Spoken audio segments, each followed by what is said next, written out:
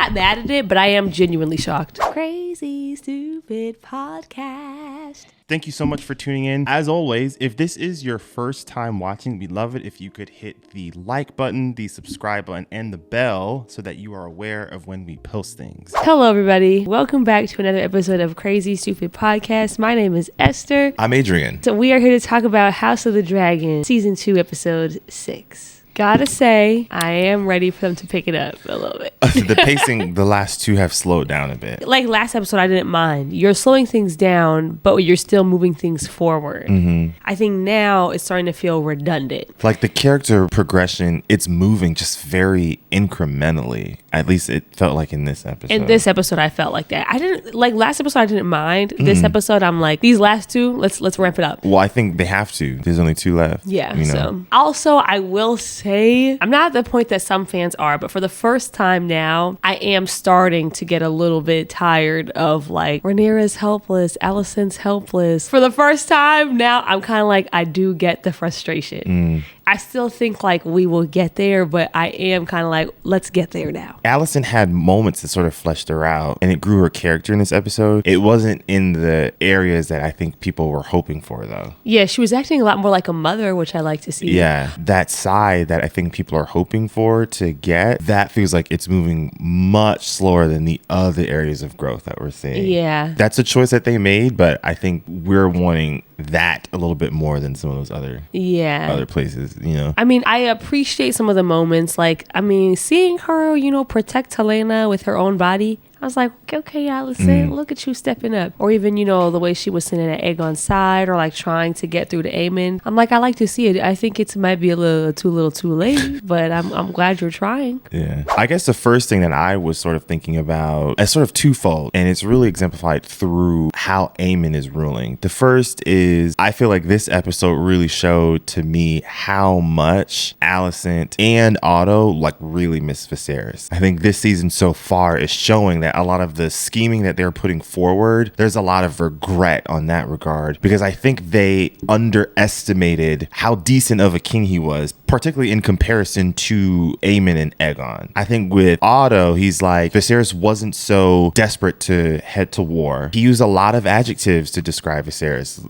like judiciousness. He's like, do you ever think about him when he's talking to Aegon? And then I think with Alicent, I think she's sort of realizing that any kind of power that she had in season 1 was because of Viserys. Like he granted that to her. He allowed her to sit on that council. He allowed her to essentially rule in his stead. With Otto, and now that he's not there, I think she's sort of realizing that perhaps like Viserys gave her a false perception of how problematic this patriarchal system is. Like perhaps she probably thought this was the norm, but now that Viserys is gone, it's like Alicent's realizing, oh, this is what this actually is. And Viserys as a king was just an anomaly with how much freedom he's giving to these women. I will say with Aemond, I don't think Aemond doesn't think she's capable. I just think Aemond thinks she's unnecessary. I guess we could talk about Daemon. I think it seems to be the culmination of everything that he has been experiencing and seeing in these visions. Yeah. The fact that it was Viserys and that it was first he had to relive the moment Viserys chose not to have him as his heir. And he gets trapped in the room, which to me shows he couldn't run away. He couldn't run away. Like he had to face the fact that like part of this was on him. Yeah. Like it wasn't just Viserys like throwing him to the side. It was also Daemon's betrayal, like Daemon's inability to like really stand by him when he needed him most. And then we see that reiterated again when he has the vision of him comforting Viserys after Emma. Again, it's like, this is a moment that I didn't have because again, I failed to be there for him when he actually needed me to be there for him. The fact that that's where we're at, to me, seems to imply that he's gonna go back to Rhaenyra. Yeah. This feels like this should be the end of the visions. Like, I feel like we get it now. Yeah, right? please. Come on, yeah. We've done seen everybody now. There's nobody else to pull up. But I did appreciate those scenes that Daemon had with Viserys, because first it started off a little funny funny. Like maybe there was still some confidence that he was trying to exert. Like, you still mad about that, bro? Like when he first gets into the room. But as he's reliving it, that guard that Daemon likes to put up, he couldn't. I think he can try to project it onto a lot of people. He can try to do it with Otto. He can try to do it with Alicent. He can try to do it with Alicent's children. I think to an extent, he tries to do it with Rhaenyra. But he cannot put up that guard against Viserys. No. Every scene that they have, Daemon cracks. Like in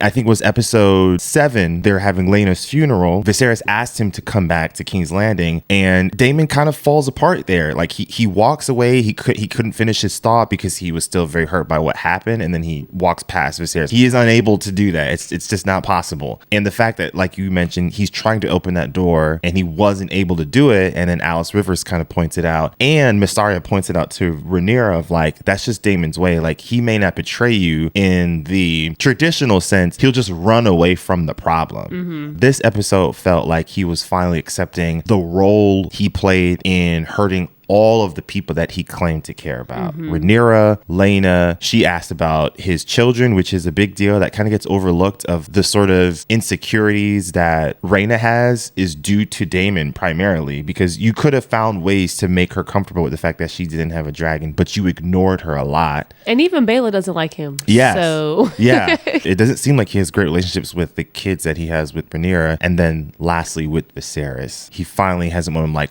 I'm here. I'm sorry I wasn't there before, but I'm here now. Like, be present for these people that you claim to care about. And like, I feel like he didn't understand what people were asking of him. Like when Daemon and Rhaenyra had that argument earlier, I think it was like episode 2, when he's like, you're saying I'm not loyal, but I'm about to go raise a banner for you in your name. But it was like, it didn't seem like he fully understood that like loyalty runs a little bit deeper than that. And to me, it feels like he's kind of learned his lesson. I do think that I think he's going to sacrifice himself. Sorry. Why are you so gung-ho on him not being around? Because that's what Alice said. I hope people understood the reference just now. That was Harry Potter. I'm so sorry. My accent's bad. Not Hermione. You.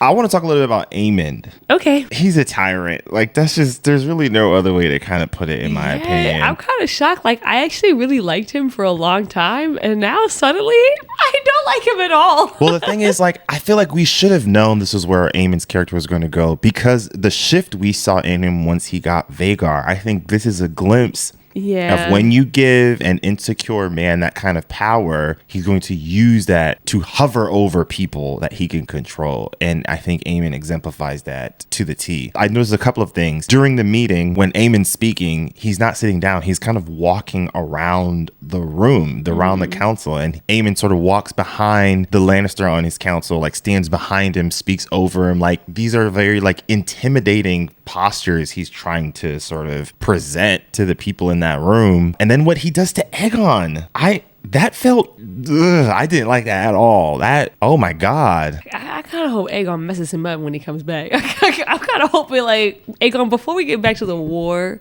let's handle him. Let's humble him real quick. Yeah. The first few episodes in this season really were sort of presenting on like what these men claimed that they were looking for in a leader. They wanted someone that evoked strength, that evoked power. On that Green Council, everybody said that they wanted Aemond after Aegon left. They need someone that can present strength. In Daemon's mind, on the black side, he thinks he can exemplify that kind of strength. I think it just sort of shows that like the way that the men in Westeros associate strength is just their perception of like masculinity, really. But as you can sort of see, like Otto, he's not out in battle, but like he's been one of the more effective people. Mysaria doesn't fight. She's been one of the more effective people. With like Jace, like he hasn't been in battle yet, but he's been very effective. And I feel like the show is sort of showing that like, well, you get what you asked for. You said that this is what you want as a leader, and now you get Aemond and you realize I can't control this person. Y'all just kind of learn the hard way a little bit. I feel like they didn't have that many options, to be honest. They couldn't pick Alicent. Like, they were right. Like, they couldn't. Not after the whole narrative that you guys had been spinning. I know. They were kind of backed into a corner with that one. But yeah, I do think Aemond is the type of leader that I was afraid that Aegon would be. Oh, yeah, that's true. Like, I'm very scared to see what he's going to do to the people of King's Landing. I think that will actually be the determining factor, because the thing is, I think what he does in response to the people of King's Landing and the whole riot situation that they have going on, that is actually going to be the determining factor of like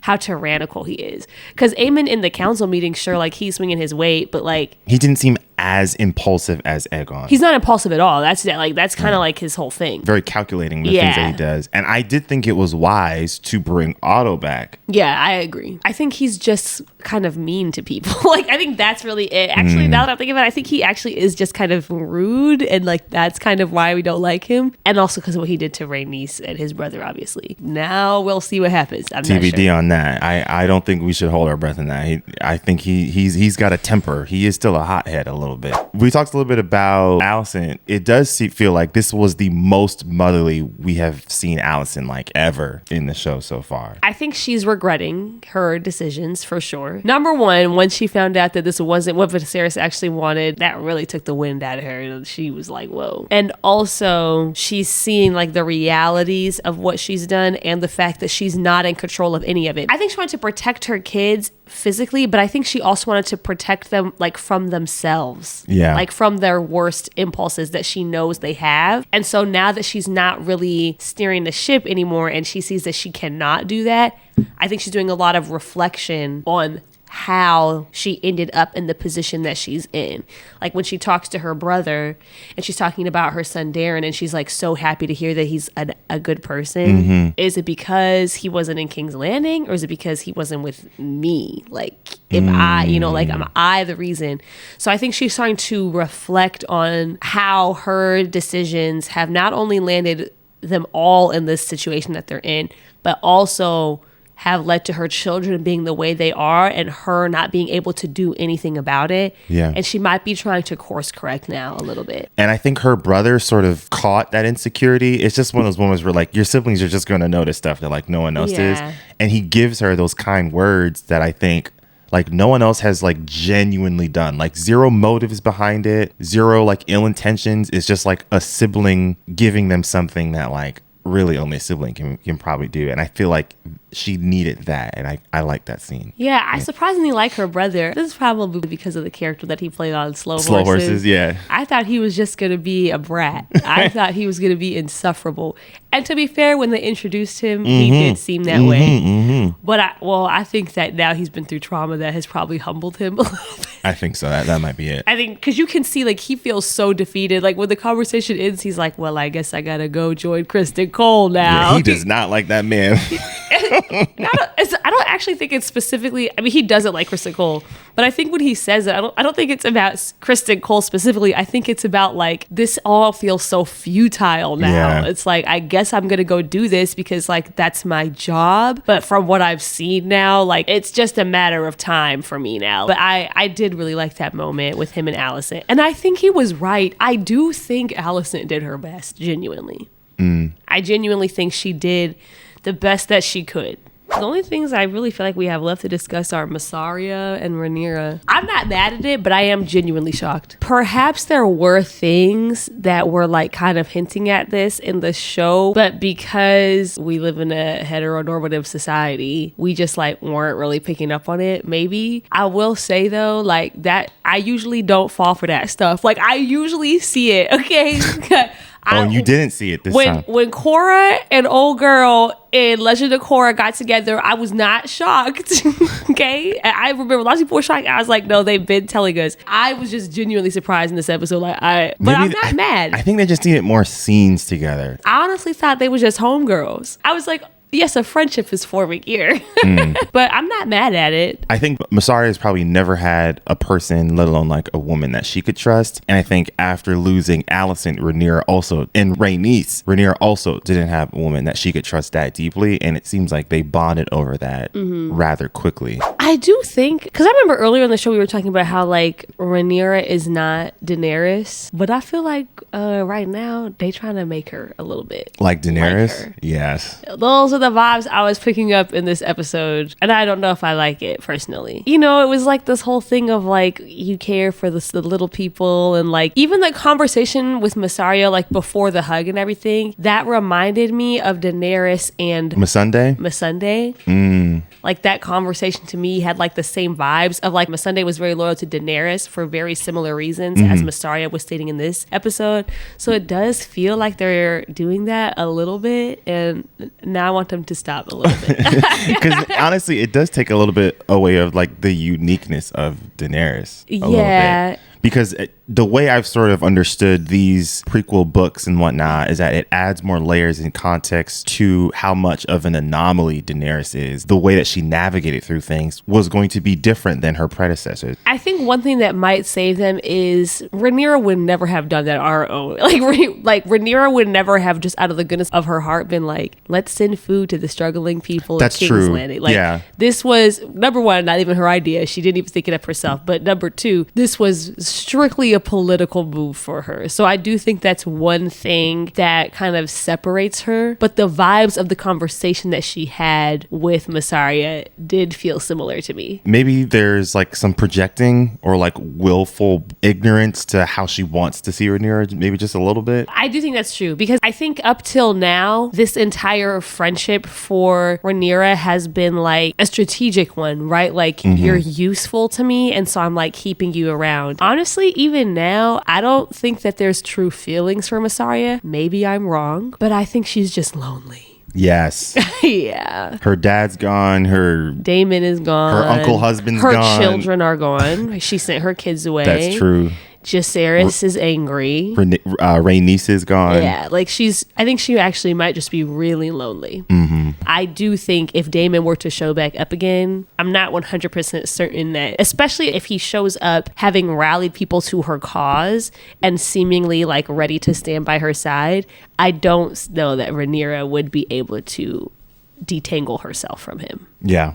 I would agree to that. I don't know if it was the right thing to do, but I'm glad Rhaenyra slapped that nigga. I think it was the right thing. I think what she said to him was exactly right. She said, it might be my fault, but you don't fear me anymore, and you need to remember. Yes, she needs to start reminding these people.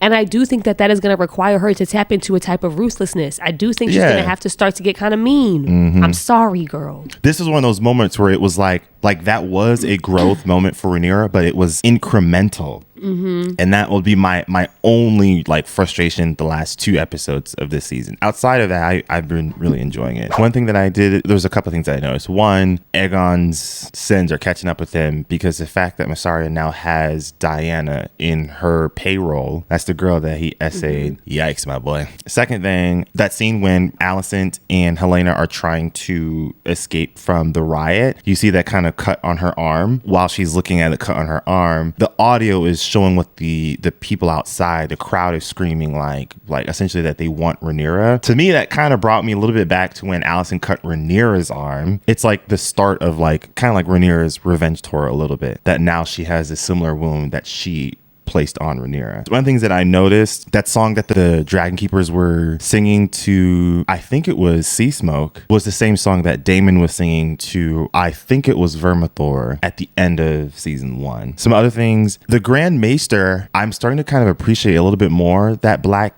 actor. One, I just think he's like a really good actor. He had like a very minor role in Slow Horses, and then he had the minor role in season 1. So I'm glad he's getting a little bit more. I noticed a few things that I really appreciate about what he's done so far. So one, we talked a lot about of like perhaps he was like trying to protect Viserys a little bit with what the previous Maester was giving him with his medicine. Like he kind of snuck that other whatever it was like medicine to Lord Strong when the other Maester didn't want to do it. In episode 8 last season, when the whole Driftmark throne things come up, he's the one that brings up like, it's my understanding that Corlys wanted Lucerys to have Driftmark. And then again, later on in this season, he's kind of the only one that like vouched for Alicent, where he's like, well, I mean, if you really want stability, Alicent is the smartest choice here because she did a pretty good job when Viserys was sick. And then he kind of comes and like checks in on Aegon a little bit. Like, who knows what Aemond would have done if he didn't go in there and look. I've just sort of appreciated his character a little bit more. And then with Lars and Aegon. Oh, I did really like that scene also. Yeah, that was probably the most vulnerable, or probably the most authentic, because he definitely had some motives in that scene, but I think it was the most authentic we've seen Lars so far. And to me, it felt like conversations of like 2 disabled people having with each other. Like, I'm going to keep it real with you because no one else is going to do it. Aegon, your time as running, as maybe even dragon riding, like those days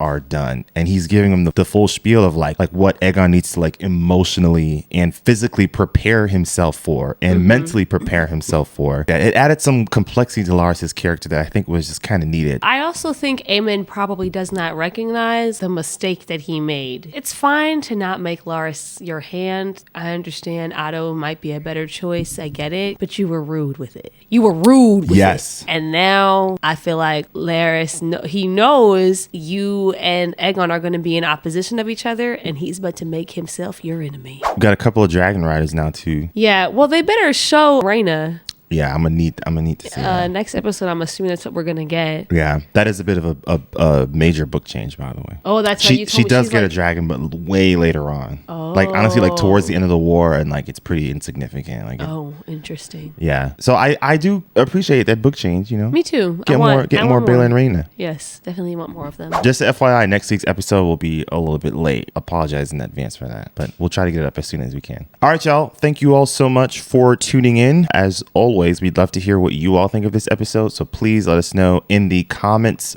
below. And with that, we'll see you all. Bye. Peace.